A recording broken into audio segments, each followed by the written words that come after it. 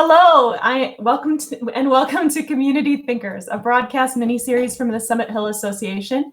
Thanks for joining us. In this series, we hear from one of St. Paul's most thoughtful people about issues that matter to our neighbors here in Summit Hill and to St. Paul.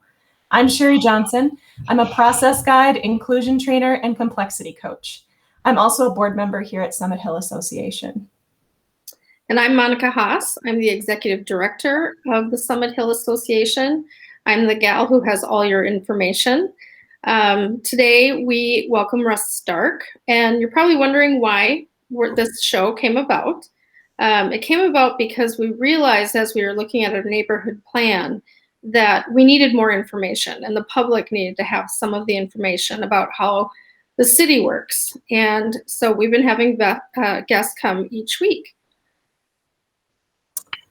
Yeah, and we've got a lot to learn, and this show is for you. So after I get things started with Russ, our guest today, we'll turn to the chat where Monica is going to help us share your questions with our guest. But before we learn from Russ, we invite you to comment and ask questions in the thread below. We'd love to know what brought you here today, especially if you're new. So, the community thinker we have asked to join us today is Russ Stark. He's the Chief Resilience Officer for the City of St. Paul, working in Mayor Melvin Carter's office, where he leads the city's climate and sustainability work. Previously, Russ served for 10 years on the St. Paul City Council, including 3 years as council president. Prior to his public service, he worked at nonprofits focused on community development, environmental advocacy, and improved transportation options, including early planning for what is now the Green Line LRT. We'll talk today about the role of neighborhoods when it comes to sustainability and climate change. Welcome, Russ. Thank you so much, Sherry. It's really great to be with you and the neighborhood this afternoon. Awesome. It's wonderful to have you. So tell us about your personal history with Summit Hill and Grand Avenue or neighborhoods like it. Sure. So actually, just a few months ago, my wife and I moved to Lowertown after 21 years of living in the Midway neighborhood in St. Paul. And so when our kids were growing up in the Midway, we would certainly come down to Summit Hill to enjoy some of the amenities and stores and restaurants along Grand and just in that general vicinity.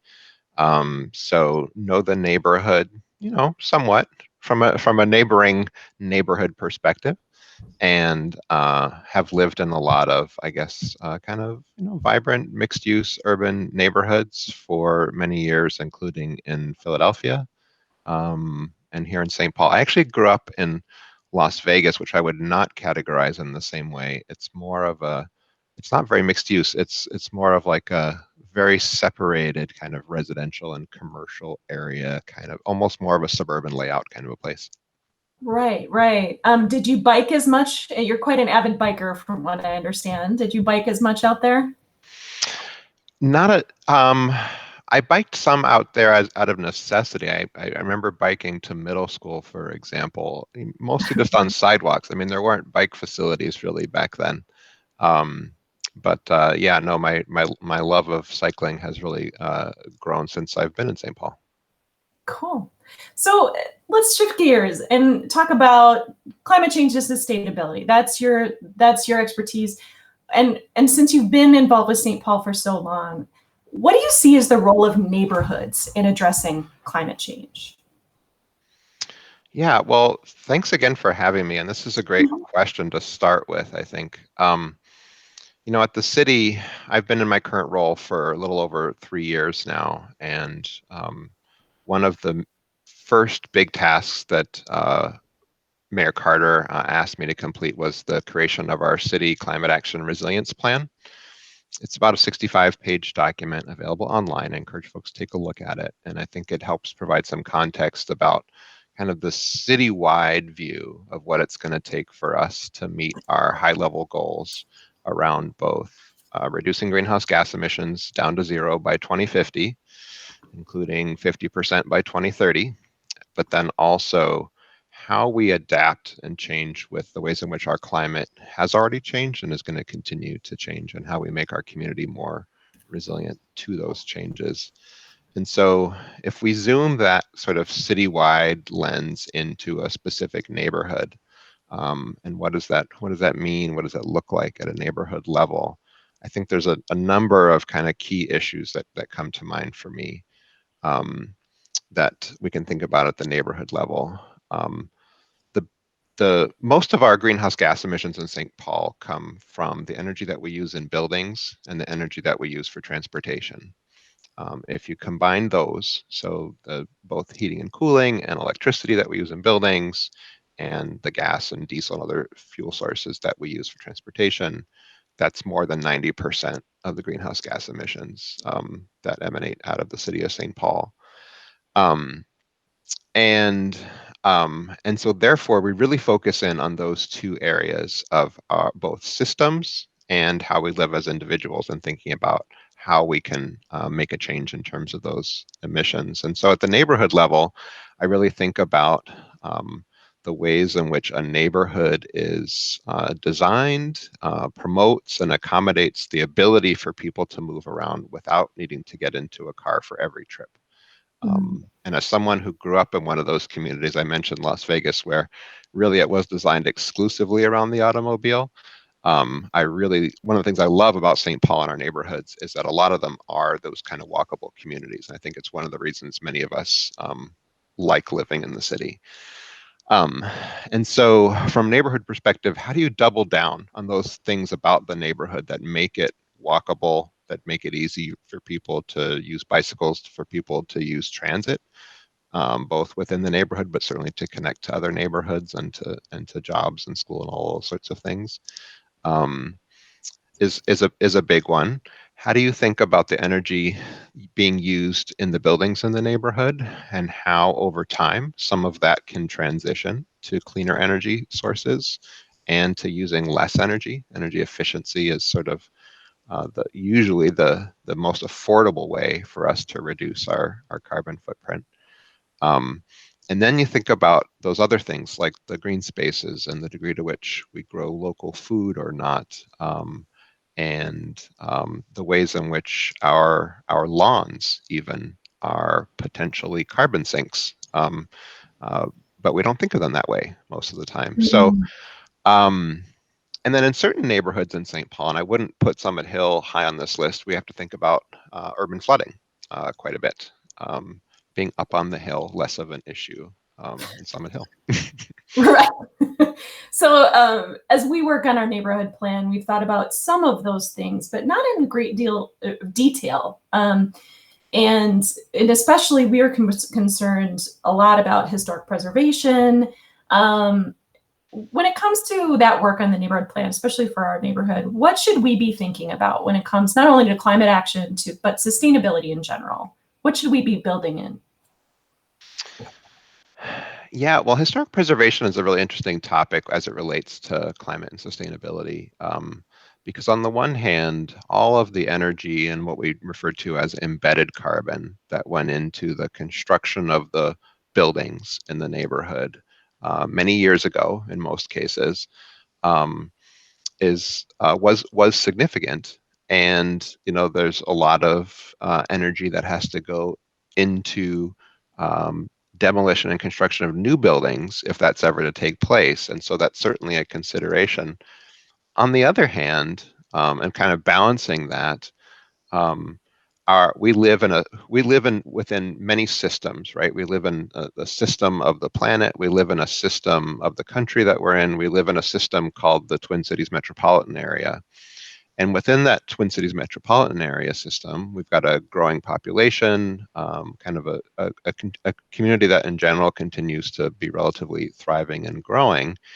And to the degree to which that growth happens outward and takes up even more land and creates more impervious surfaces, and more energy is used to create more buildings further out, more disconnected, where we need to drive more to get from place to place. In the big picture, that's a negative from a climate perspective. And so one of the ways that we can counter that is to allow some greater density within the urban communities that we live in. The most classic kind of current example that I think about of this phenomenon is a city like San Francisco, beautiful old city, fully built out, where the average home price is something like 4 times what it is in St. Paul, in part because so many people want to live there, but there literally aren't enough housing units for them to access to do that. And so it really is a balancing act. On the one hand, if we sort of focus exclusively on protecting things as they are, then we don't have an opportunity to continue to have growth in the population in our neighborhoods and city. And on the other hand, as I said, you've got that issue of embedded carbon in the buildings that exist, and we can't forget about that. So it's definitely a balancing act. I know with the issue of density and kind of higher density in particular, which has been a topic in your neighborhood and many others around the city Yep. for a long time. The Highland Bridge development comes to mind, and other kind of big projects happening around the city, Highland Bridge being the name of the former Ford site. There's a lot of things that are counterintuitive about the conversation, because on the one hand, people think, well, I live in a relatively kind of modest or moderate density neighborhood today, and that's what I like. And it's walkable today, and it doesn't need to get any more walkable than it already is. But on the other hand, to the degree that we do allow population density to go up, it creates more people within walking distance of more things, which allows for more stores and restaurants to serve people who can walk there. And I think one of the things that people associate with growth and density sometimes is parking and traffic headaches and concerns. Yeah. But it's sort of this counterintuitive thing where, yes, parking and traffic are and will always be issues in the community, but to the degree that we can create a situation where businesses can be supported by more people within walking distance, then not as many people have to drive in the first place. So those are some of the, I think, challenging issues that we're all grappling with across the city right now. Yeah, I guess I'm maybe really timely. Some of our viewers probably know that the removal of parking minimums is currently being actively debated right this moment, and there's a vote coming up on it. How does that relate to all of this? Yeah, so the potential elimination or reduction of parking minimums is one tool in our toolbox in this very area. The good news for those who haven't heard about this yet is that the city actually has over a decade of experience now with having eliminated parking minimums along the Green Line, along University Avenue, and at a time when a lot of development has happened in that area. And what we've seen is that with the city eliminating parking minimums, it doesn't mean that development comes in and doesn't supply any off-street parking. On the contrary, every development that's come in has. It's just that they're able to sort of calculate based on the actual need, how much parking they believe they need to have in order to accommodate their buildings' users and tenants and visitors. And on average, out on University, that's meant about 30% less than today's parking minimums. The city can tend to be kind of a blunt instrument. And so when we set parking minimums and they stay in the city's code for decade after decade, things change on the ground. And we're not necessarily the most nimble organization to be like tracking year to year, like what makes sense in terms of these minimums. And so one thing that appeals to me about getting rid of the minimums is just that it's just the city getting out of the equation, getting out of the way in the process of the developer and the users or tenants of that space really figuring out what they need, along with the lender. A lot of people don't probably haven't heard, but lenders play a big role in this process as well. And so a developer may come and say, I want to build a building with this many housing units or this many businesses and this many square feet, and I don't want to provide any parking. And the lender will say, no, I'm not going to give you a loan to build that because I don't think it's a viable product. I don't think people are going to want to populate that building. And so there's a lot of parties in these actual decisions, and the way in which the city can tend to be kind of just slow and clunky to change is one of the reasons why I think we should get out of our own way and let the other parties kind of figure out what makes the most sense. Oh, interesting. All right.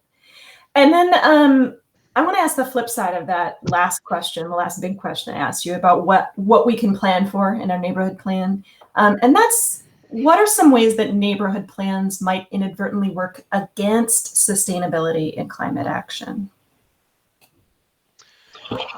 Well, one of the things that we've seen, we talked about population density and kind of building density and that sort of thing. One of the things that we've seen across the city, and this is a long-term trend here and throughout the country actually, is that the number of people who live in each housing unit on average continues to go down over time. And so in our neighborhoods, with the same kind of building stock that we have today, 50 years ago, there were actually a lot more people in those same buildings than there are today. More and more, when we grow households, both here in St. Paul and in the whole metro, almost all of the household growth is 1 and 2 person households. And so if you think about sort of the amount of square feet that we live in our living spaces, for each person, that number continues to kind of climb over time. And so in a way, the only way to have as many people as we once did in the same space is to have more housing units. And we know that these days people are looking for different types of housing options, whether that's rental or ownership, senior, or in some neighborhoods, student housing is a big product. Not so much in yours, at least not that I'm aware of. And so I think that really raises this issue of how do we sort of create a community that accommodates everyone's needs who wants to live there in a way that is still respectful of the neighborhood history, and particularly, those buildings that have particular significance or historic value. And I think those are the issues that we're grappling with in Summit Hill and frankly in commercial corridors kind of across the city, as we do see over the last decade this real interest in people returning to cities, living in cities in greater numbers again than we had seen in previous decades. And I do think that because of this issue of the alternative way that we can grow as that Twin Cities system is outward and on large plots of land, sort of on the urban or exurban fringe, part of our responsibility is to accommodate the growth that wants to happen. And if it doesn't want to happen, then it won't. I mean, if people don't want to live here, they won't choose to. But to the degree that we sort of artificially limit those options for people, and there's actually demand, what we know is it's a lot more energy efficient for someone to live in a community that is walkable, that is well served by transit, and frankly, in multifamily buildings where the heat from one building actually is part of the heating supply of the heat for another unit, and those sorts of things. And then I think we also have to think about issues like tree canopy. I think Summit Hill is one of the neighborhoods in the city that has a really great tree canopy, and that's a really huge asset. And a lot of folks, in recent years have thought about like solar as an option, for example, and trees may actually be an obstacle to that. And I can't state strongly enough that those trees are a huge asset, and are at least as important as solar power on our rooftops. And that in neighborhoods where there is less tree canopy, we probably should focus on solar opportunities there, in addition to reestablishing the canopy. And those are, and we can have more of a kind of discussion and decision about those sorts of things. Are there any efforts underfoot? My understanding with the tree canopy too is that there are even historic racial inequities around which neighborhoods have more tree canopy, for example. Is there an effort underway at the city level or county level or even state level that you know of that's working on that issue? So in the Climate Action Resilience Plan, we have identified a desire to go up from where we are today, which is about 31% of the city is covered by tree canopy, to about 40%. And it is very uneven across the city in terms of how much canopy there is neighborhood by neighborhood. Some of it is sort of obvious why, historically why. The more industrial areas, people just didn't plant trees, for example. As far as street trees are concerned, the city, I think, has done a good job of being equitable in different parts of the city with keeping up with tree planting. We are behind overall because of the emerald ash borer issue, as some of you I'm sure know. And there's an effort afoot to kind of catch back up over the next few years. But the real inequity, as we've identified it, is in how many trees are located outside of the street, so on private property. For folks in lower income neighborhoods, both the costs of tree planting, tree maintenance, and upkeep are greater. And I have to imagine that's part of why we just don't see as many trees in front and backyards in those neighborhoods. And so we are talking about ways to incentivize and make it easier for people to plant trees in those neighborhoods that have fewer, because from a climate resilience perspective, those trees are extremely valuable today and will be even much more valuable 20 or 30 years from now as our summers continue to get warmer over time, and we experience the greater rainfall that we are already experiencing. And so in terms of slowing that rainfall's path to the river, and also absorbing some of it through those trees. Yeah, I've been a little concerned about that myself, just with how dry our spring has been. It's very concerning. So then one question we love to ask every guest is, if you could snap your fingers and have your wish be granted, what do you wish everyone understood about planning for sustainability? Yeah, this is a great question. And I think if I could snap my fingers, the thing that I would say is, we do have to do a lot of planning for sustainability, but in a way, we had to do that planning 10 and 20 years ago, and we're past the window of planning. It's really time to act. And so, I think the mayor has recognized this need, and the city is really starting to, I think, take bigger and bolder steps on climate than we have in the past, because the stakes are just that high in terms of the climate already changing and what that's going to mean for our community here, but really, just human beings everywhere across the planet, and the real sense of responsibility that we all have to step up and do the things that we can do to be part of the solution. I do believe and always try to underscore that most of that change is going to be at the systems level. But to the degree that a place like Summit Hill is its own system, there's an opportunity to impact things kind of at that system level in such a way that the individual choices that we make can add up to making a big difference, when it's easier, safer, more convenient for us to walk instead of drive, when we have the tools in the toolbox to make our homes more energy efficient and to utilize clean energy in a different way. When it's easier for us to figure out how to plug in an electric vehicle as opposed to the gas vehicle that we've been relying on for many years. And so I think at the neighborhood scale, thinking of yourselves as one of those systems, as opposed to just like what I do as an individual, can have more impact on the conversation. But really, my basic answer is just like, do what you can, if you haven't already, to understand the urgency of the situation that climate change poses for us, and then act accordingly. Again, mostly at the systems level.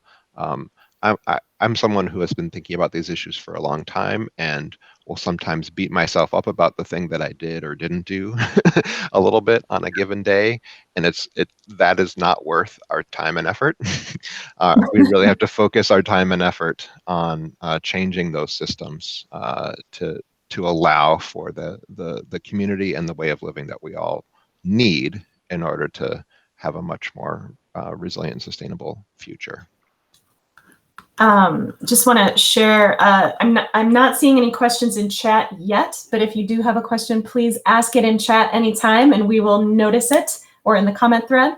But I have a few more questions that have come from some of my friends who knew I was going to talk to you today, or people that I've chatted with. First about, and by the way too, we are going to post the link to the citywide sustainability plan that Russ has mentioned several times. We'll post that in this thread after the show as well, so you'll have access to that and can give it a look-see.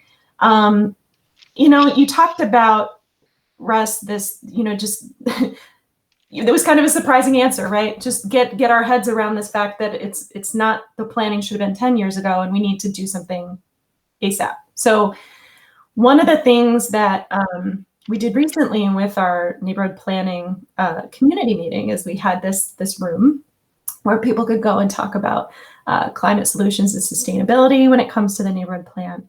And no one chose that room. So we haven't really heard a lot from our community as we've done in community engagement around the plan about climate and sustainability and the environment or watersheds or anything. What do you think is the disconnect there? What are we doing wrong? I have no idea what you're doing wrong. You're probably doing nothing wrong. I do think that when we think about kind of work at the community and neighborhood level, we think about those things that are right in front of us. We think about beautification, we think about crime, we think about development and sort of what's going to happen across the street. And those are front of mind. And we don't necessarily relate those things back to climate.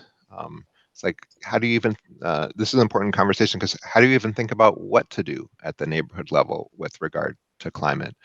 And I guess I would say that, a more specific sort of topic area might garner more interest, whether that's a neighborhood approach to thinking about this issue of solar power. If the neighborhood were to take a closer look at its tree canopy and say, for most people, solar, like rooftop solar, isn't going to be a good option.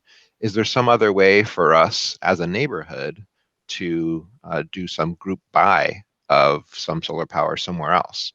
I'm sure a lot of people would be interested in that conversation. I just think it has to. I think that the topic of climate has to sort of come down to the ground and get much more specific. I think about all the old homes in the neighborhood, and I know some people are really conscientious and have already done a lot to make them as efficient as possible.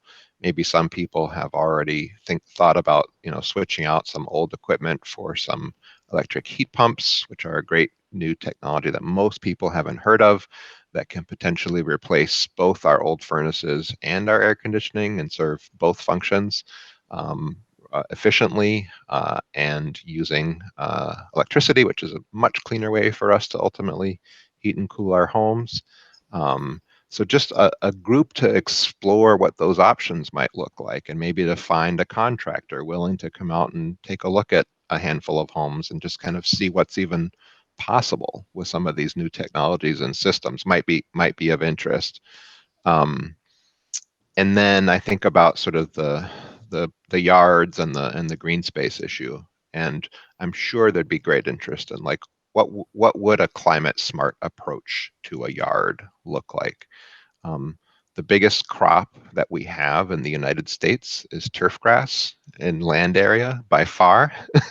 It's more than corn or anything else, and it's the least diverse biologically landscape that we can create, and it doesn't hold much carbon in the ground, and so almost any other approach is better from a carbon sequestration perspective. And I just think people, that's something I never thought about for most of the time that I was a homeowner, and it's just sort of come to my attention more recently.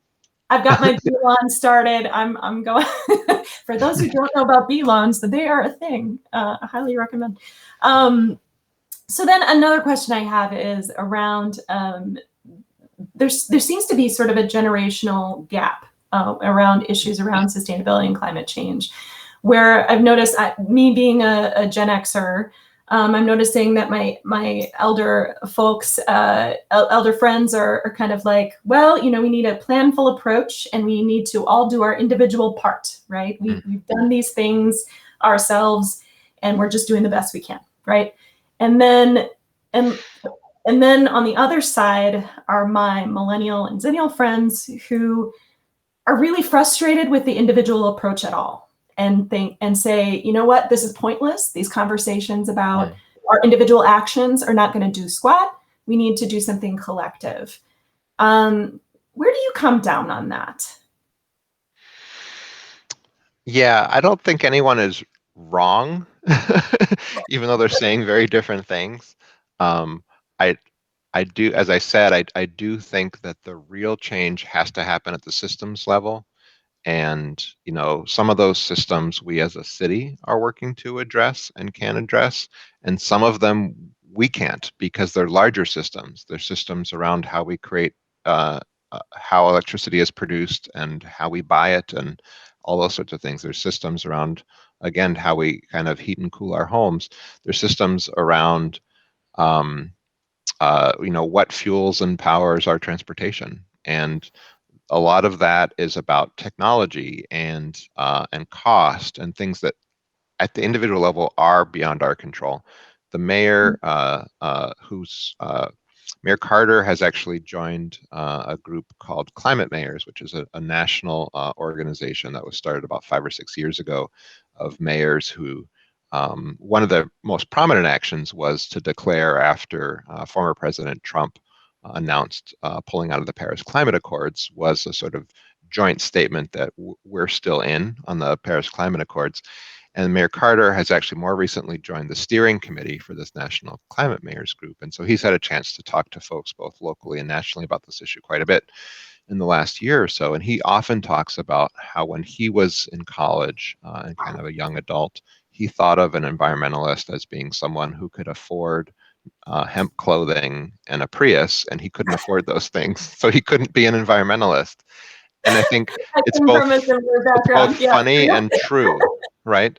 And so it's like his challenge to me was really to make the work of climate action and sustainability accessible to, understandable for, and really benefiting everyone across our community. It can't be just something that some of us get to choose to do.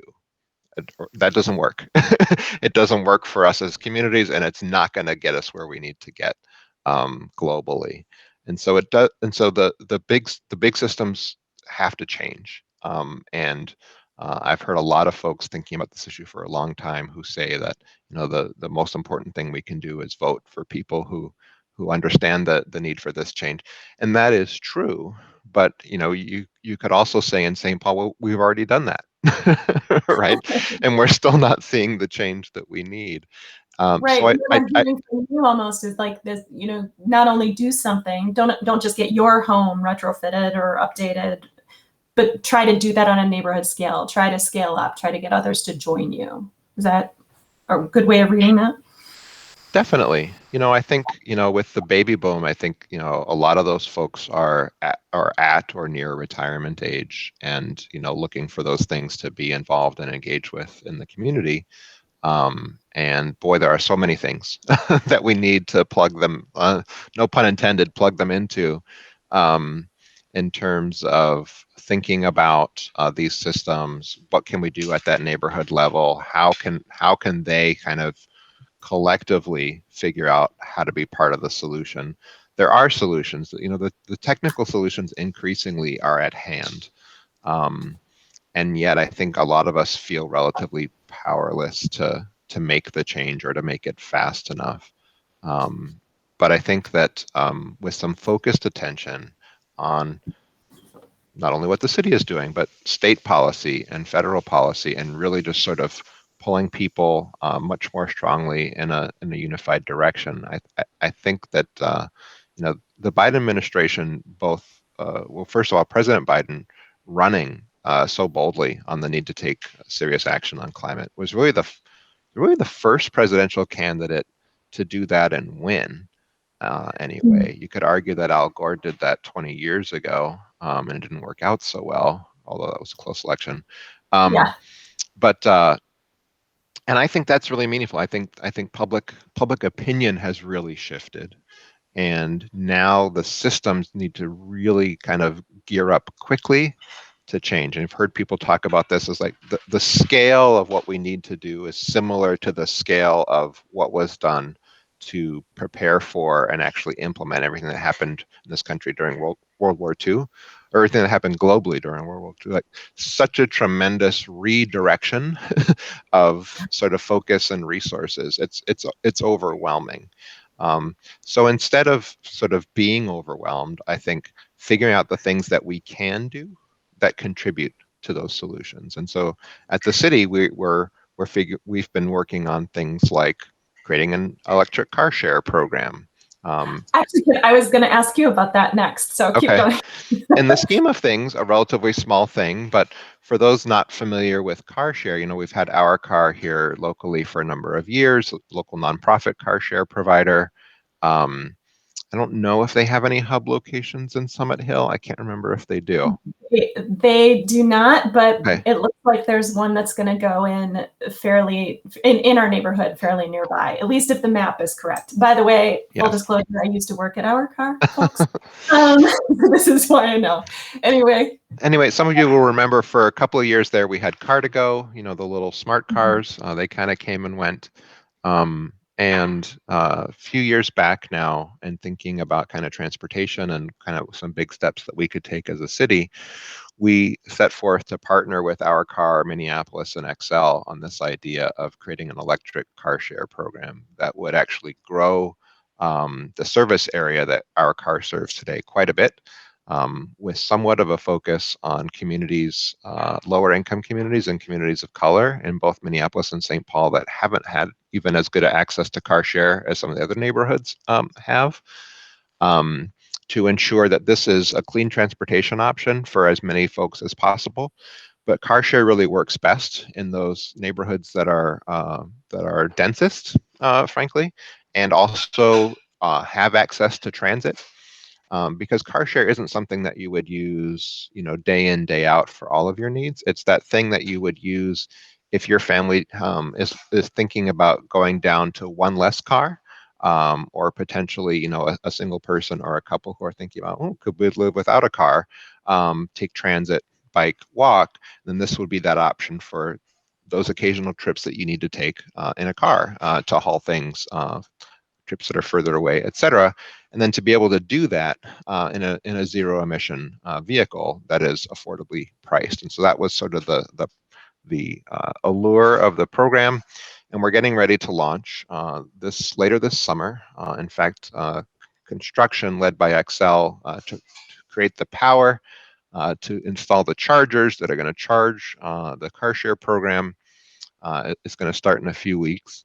By about a year from now, we'll have 38 locations in St. Paul, with 2 public chargers available at each location for people who own their own EV, and then 2 spaces dedicated to the EV car share program operated by Our Car at each of those spots. So we're going to, by a factor of about 4, increase our public EV charging at the same time that we're creating this new car share program. So we're excited about that.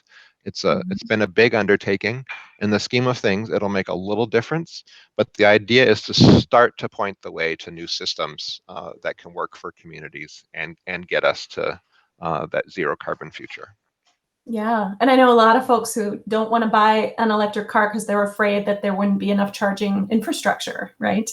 And so for you all, it sounds like it might be coming. So then I guess I'm not seeing anything in chat at this point. So I'm just going to ask you one last question. And that's about in Summit Hill, we've been working on increasing our density and thinking creatively about how to do that to preserve historic infrastructure, as we talked about earlier. And we're currently facing some zoning and land use issues around, building taller versus, working with what we have. We did a study, I believe it was 2 years ago, on something called missing middle density, creating density in that missing middle, by subdividing some of the larger houses or doing some creative things with the infrastructure we have. In your opinion, I don't know how much you've studied this, how far can that take us as a neighborhood or toward a more sustainable density overall, if we rely mostly on that missing middle versus height? Missing middle without going very high can make a huge difference. I mentioned I had lived in Philadelphia, and Philadelphia is, I would guess, in the top 4 or 5 cities nationally in terms of overall density, or at least it was at some point. Most of that density comes in the form of row homes. There's just very little single-family detached housing in Philadelphia. It's almost all row homes, street after street. And that level of density makes it one of the most dense cities in the United States. So you can get really far without needing to go tall. I think there's a place for all of it, frankly. I think there are places in most of our neighborhoods where we should allow some additional height, and that isn't something we should necessarily be afraid of. I live in a 7-story building right now in Lower Town. It's sort of, in St. Paul, I think people almost call that a high rise. In a lot of cities, that would definitely be kind of middle density. And a lot of the new kind of apartment building products that are out there are in that sort of 6-story or so range. That's sort of where they're able to kind of max out what they can do in terms of using wood framed construction. And I know that some folks don't like the idea of having those taller buildings around in terms of kind of the potential for blocking sun and that sort of thing in some locations. I personally enjoy a mix. I like being in a neighborhood that has a variety of options, and think that is a great approach. But that missing middle is huge. If you think about just like the opportunity for 3 families instead of 1 to live on, in an existing building, that's a big difference. It's a tripling of your density on that piece of dirt. And that creates all sorts of opportunities for more people to live in the neighborhood, and for more businesses to serve people without them needing to drive in. That's wonderful. Thank you so much. So something, viewers, that we do every show is honor our local nonprofit community by sharing organizations that our listeners can contribute to as they're able. And Russ, what nonprofit would you like to highlight today?